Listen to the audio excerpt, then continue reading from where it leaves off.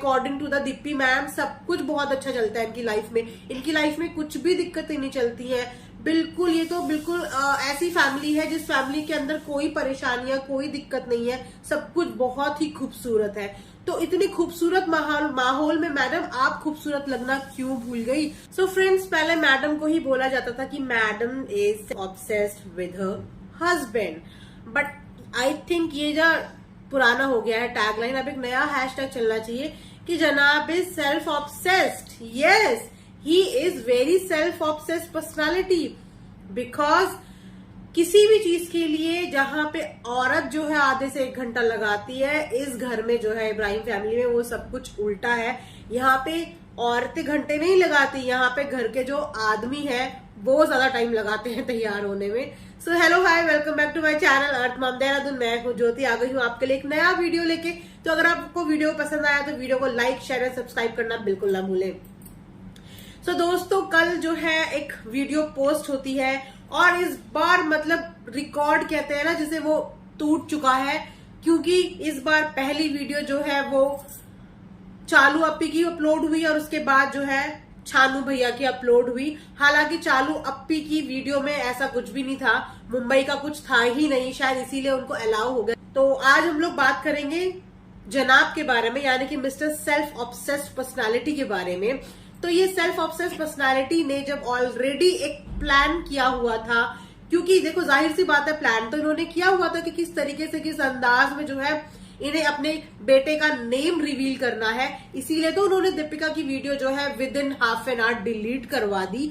And जब वही same video इनको वापस से ही रीपोस्ट करनी थी एज इट इज, तो ये वीडियो तो उस टाइम भी दोबारा से रीपोस्ट हो सकती थी, लेकिन जनाब क्योंकि उस समय पे गुस्से का लेवल उनका इतना हाई था कि उस समय उन्होंने किसी को भी जो है अलाउ नहीं किया कि कोई भी वीडियो पोस्ट करेंगे।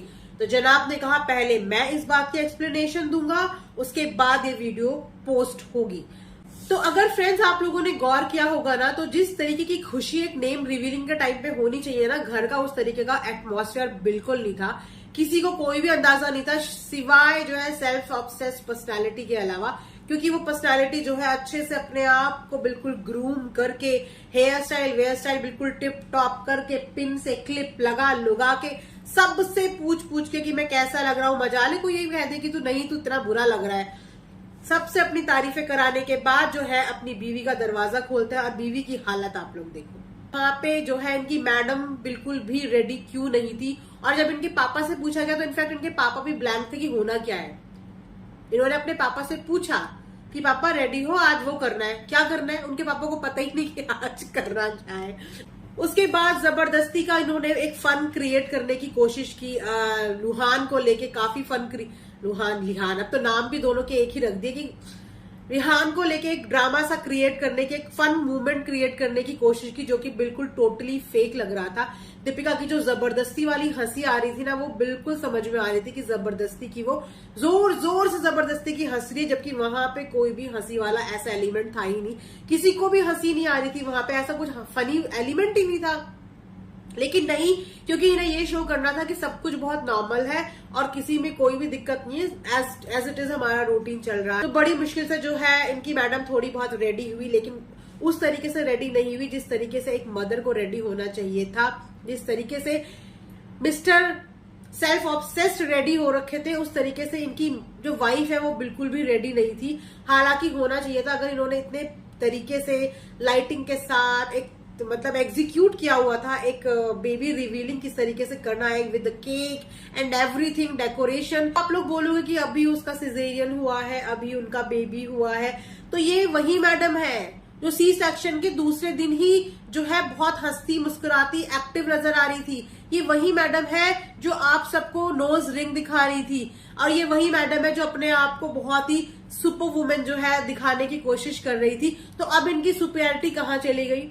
अब कैसे ये एक नॉर्मल वुमेन में कन्वर्ट हो गई? ये तो सुपर वुमेन है ना अकॉर्डिंग टू देम, कि बेबी तो अभी बिल्कुल भी कुछ भी डिस्टर्ब नहीं कर रहा है, कुछ भी परेशान नहीं कर रहा है, बिल्कुल कोई दिक्कत नहीं करता है, सब कुछ बहुत अच्छा चल रहा है। आपने सही से हेयर तक कॉम नहीं करे थे, इतनी क्या जल्दी थी जनाब को, इतनी क्या अफरा तफरी मची हुई थी कि जनाब ने ये तक नहीं बोला कि मैडम थोड़ी सी रेडी आप भी हो जाओ, थोड़ा सा ग्रूम आप भी अपने आप को कर लो। एक चीज और इनकी फैमिली में मुझे बार बार खटक रही है, वो ये खटक रही है कि जब दिप्पी की मम्मा को वो बैंगलोर, पुणे, वो जहां भी रहती है वहां से मुंबई शिफ्ट करवा दिया गया है, तो उनकी मम्मा उनके साथ सेम फ्लैट पे क्यों नहीं है? क्यों उनकी मम्मा उनके साथ नहीं है? जब भी किसी की डिलीवरी होती है तो उनकी मदर या उनकी इन लॉज, जो भी सास होती है, माँ होती है, वो 24 घंटे जो है अपनी बेटी या अपनी बहू के साथ रहती हैं, उनको चीजें बताती हैं, साथ में थोड़ी बातचीत भी होती है। एक जने के बस का नहीं होता बेबी को बार बार देखना, तो हमेशा वहां पे मौजूद होती है, लेकिन इनकी मम्मी जो है कभी भी उस फ्लैट में नजर ही नहीं आती है। घर का ना माहौल बिल्कुल भी समझ में नहीं आता। ड्यूरिंग प्रेगनेंसी भी जो है दिप्पी बिल्कुल अकेली दिखी। जब उनकी मम्मी आई थी तो थोड़ा बहुत उनकी मम्मी का कॉन्ट्रीब्यूशन दिखा था। उसके बाद आफ्टर डिलीवरी भी जो है दिप्पी मैडम बिल्कुल अकेली दिख रही है। वहां पे और कोई भी नहीं होता है, सबके सब नीचे के ही फ्लोर में होते हैं और वो सिर्फ ऊपर अकेली होती है। तो क्या एक न्यूली मदर को इस तरीके से अकेला छोड़ा जाता है? एक न्यूली मदर के कितने तरीके से केयर किया जाता है। कोई उनके बालों में ऑयलिंग करता है, कोई उनके लिए चीजें बनाता है, खाने के लिए बनाता है, तो वो सब चीजें बिल्कुल भी नहीं दिखाई जा रही है।